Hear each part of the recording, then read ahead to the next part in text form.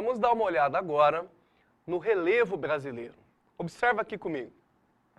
Quando a gente fala em relevo brasileiro, existem diversas formas de classificação do relevo do Brasil.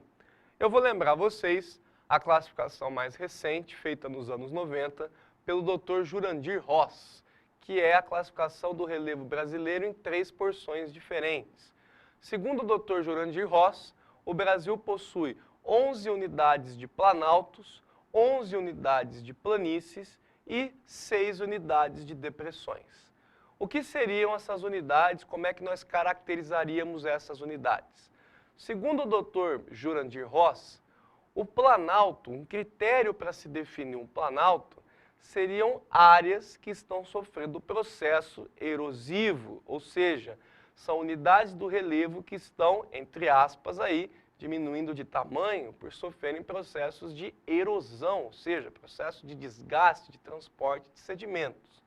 Já as unidades de planície e de depressões estariam recebendo, a matéria erodida. Seriam unidades de sedimentação, seriam unidades de relevo que recebem aí a matéria que foi erodida dos planaltos.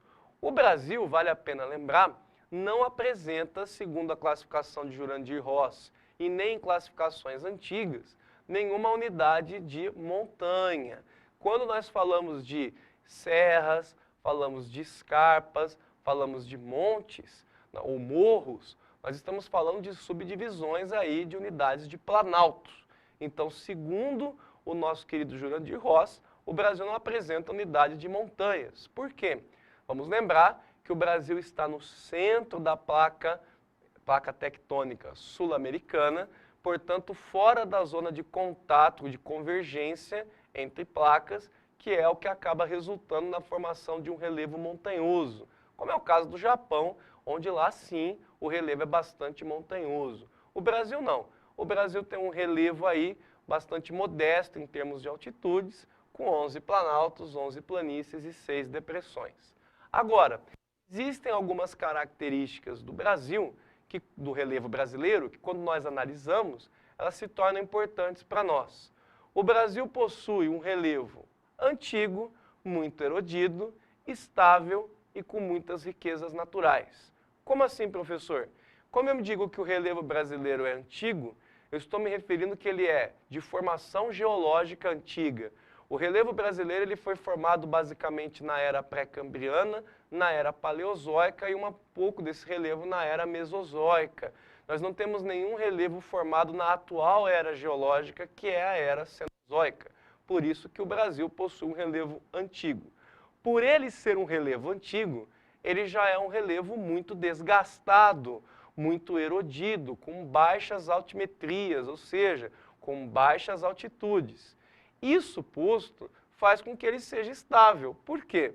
Nós temos a falta de montanha justamente por estarmos no centro da placa sul-americana.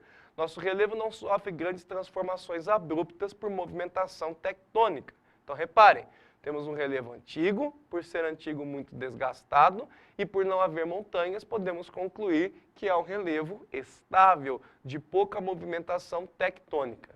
Por ter se formado em eras antigas, o relevo brasileiro acaba sendo também um relevo que possui muitas riquezas minerais. Por quê?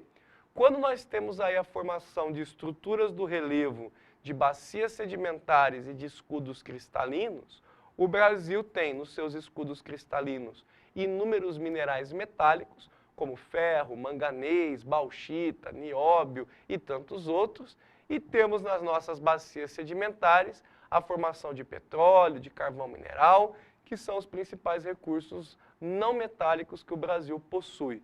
De tal maneira que é interessante você relacionar as informações a respeito de relevo brasileiro com os recursos importantes da riqueza que o Brasil possui.